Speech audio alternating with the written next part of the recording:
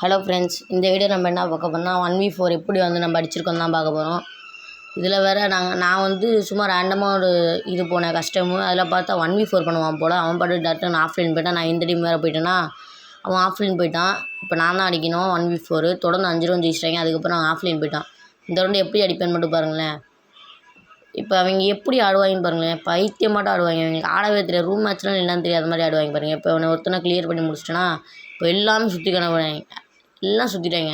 நான் கிரெனேட் போடுவாங்க பாருங்கள். இப்போ கடுப்பாக வருங்க பாருங்கள். சுற்றிக்கிறோம் நீட்டு தான் ஓடி போய் ரஷ் அடிப்பாங்க. என்ன தான் பண்ணாமே நான் க்ளோவால் போட்டு மறைச்சிட்ருக்கேன். டக்குன்னு வெளியே ஓடிடுவேன் பாருங்கள்.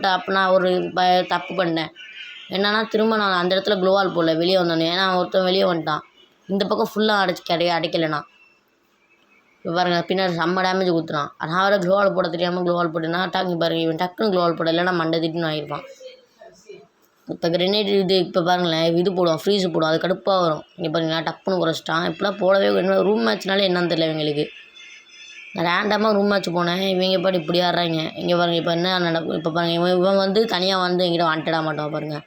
அப்படியே அவனை ஜோனுக்குள்ளே அப்படியே உட்கார வச்சுருவேன். அப்படியே அழுத்திக்கிட்டு க்ளோவால்லாம் போட்டு அவனை உட்கார வச்சுருவேன் மடக்கி போட்டு. இப்போ நான் ஒருத்தனை நாக் பண்ணியிருந்தேன். அவனை அப்போ ரிவே பண்ண மாட்டான், ஹெச்பி குறைஞ்சிடும்னு நினச்சா டக்குன்னு ரிவே பண்ணிட்டான். மெடிக்கல் கூட சுத்த உள்ள ஃப்ரெண்ட்ஸ். இங்கே பாருங்கள் வாங்க ஒருத்தவன் அது எனக்கே தெரியல எப்படி அடித்தேன்னு.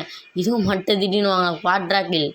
இந்த மாதிரி தான் ஃப்ரெண்ட்ஸ் 1v4 அடிக்கணும். ரஷ் அடிக்கணும்னா இப்படி தான் ஃப்ரெண்ட்ஸ் அடிக்க கற்றுக்கோங்க. Thank you friends. சப்ஸ்கிரைப் பண்ணிடுங்க.